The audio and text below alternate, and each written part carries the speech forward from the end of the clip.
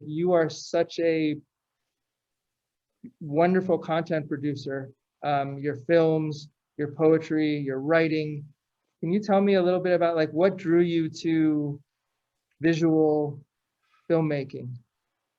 Oh my gosh. Wow. I think I was born being a visual feeler. Like the way I interpret the world is through my eyes. I almost rely too heavily on them. And I've known that from a really young age.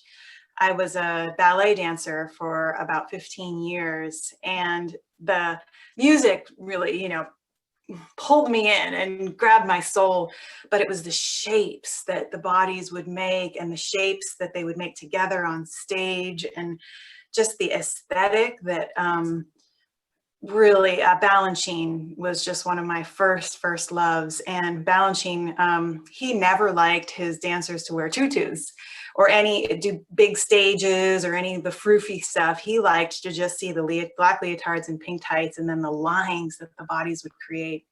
And that really was my first love of form and the visual interpretation of form. So, however, I also have a real biology oriented mind and very practical. And so my, early studies took me into biology. And under my undergrad, I was decided probably within the first week that I was going to go to medical school and follow my dad in his footsteps and do something with the body that way. And I didn't know how dead I was inside until I dropped out once, and then I re-entered medical school, and then I dropped out again. The second time was more of a not my choice. It was a physical issue that landed me in the emergency room. And I woke up in that emergency room that day and I thought, I'm done. I have to do something different with my life, but I have no clue. And ballet had already been was way behind me at that point. So it was, okay, if I'm not going to pursue medical sciences, then what is it? And I ended up picking up my boyfriend's, he's my husband now, but my boyfriend's camera. And I took like a community college class. I didn't even finish that class. I fell in love with photography and the visual storytelling, like how I could look at one image. And there's a photographer, Gregory Crudson, he's current, and he would create these incredibly cinematic scenes where you'd see like a woman standing in her underwear at the sink, and there's just like no light in the house, and there's maybe a door is open and there's a cat running out, just sort of these like, what happened? And I really got pulled into the power of imagery to evoke emotion and to evoke something more. I wasn't interested in fashion imagery and just pretty pictures. I wanted an image to really tell a story. So that's what led me into film. I never intended picking up a camera, that I would end up having an earlier career as a photographer. And then when I got kind of bored, as you might be able to tell, I'm a restless soul. So I got like, okay, what's more? Like, I'm tired of just these still frames. What more can we do?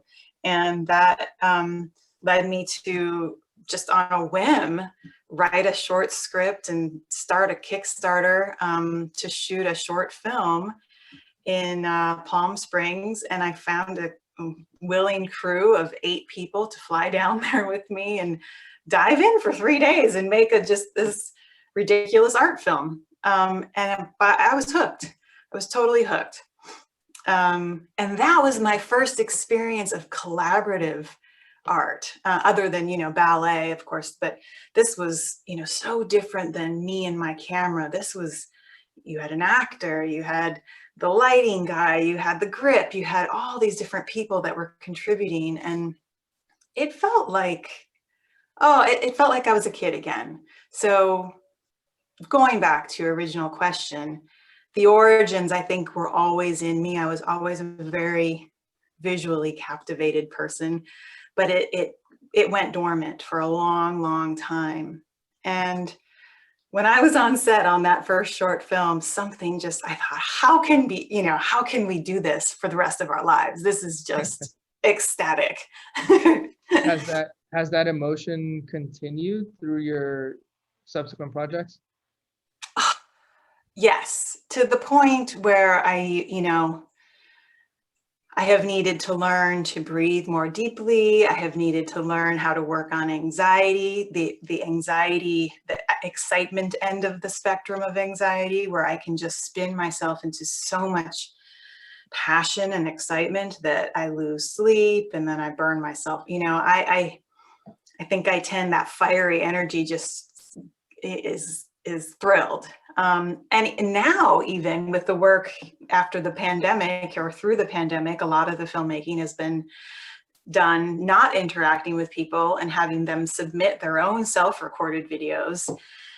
I get equally as excited. I've told many of them that when usually they submit through Dropbox, and as soon as I get my little Dropbox notification, it's like, if it's 8 o'clock at night, it's like my husband has to strap me down to not run into the room and watch it right then. I don't know. Maybe it's just like I found my drug.